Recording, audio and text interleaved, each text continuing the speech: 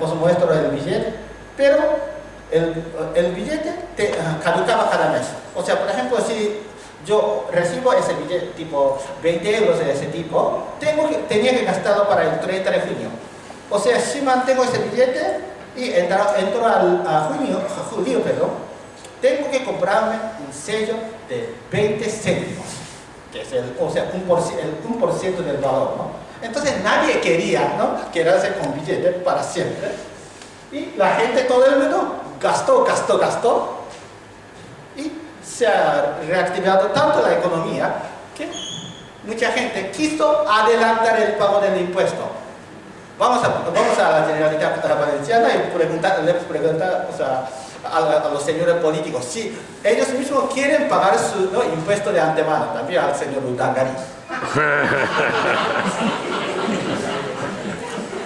Pero entonces este milagro pasó en Austria, no porque ellos sean más éticos que los españoles, sino que tenía un sistema económico fabuloso. Pero lo que pasó es que el sistema fue tan exitoso que se metió en el Banco Central y un año más tarde se prohibió esa experiencia.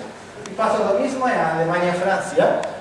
Y hoy en día muchos activistas de moneda social en los países de habla alemana siempre tienen miedo a que no vuelva a pasar lo mismo, y por lo tanto tenemos canales de diálogo con el Banco Federal de Alemania, Bundesbank, y por lo menos hoy en día, de momento, ellos no tienen ninguna intención de no suprimir nuestras experiencias. Porque no es la mitad. Bueno, eso también, digamos. Pero además, ¿no?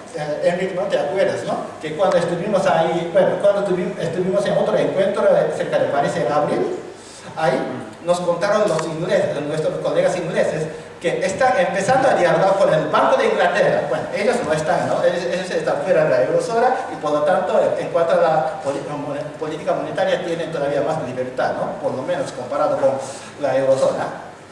Pero a mí me llamó mucha atención el hecho de que el Banco de Inglaterra está interesado en dialogar con la gente de monedas social y complementaria.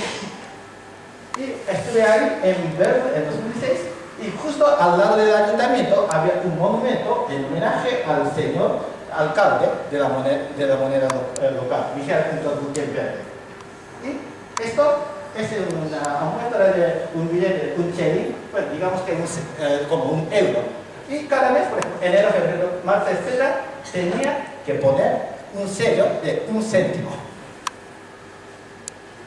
Y como Silvio Gesell tuvo un negocio en Argentina, nacieron muchos hijos, ¿no?, ahí en Argentina. Y uno de estos hijos, Carlos, fue el fundador de Villa Gesell. Quizá algunos de vosotros a veces, ¿no?, a veces escuchar de ese pueblo, ¿no?, de ese balneario que está más o menos a 100 kilómetros de Mar del Plata, pero en la provincia de Buenos Aires.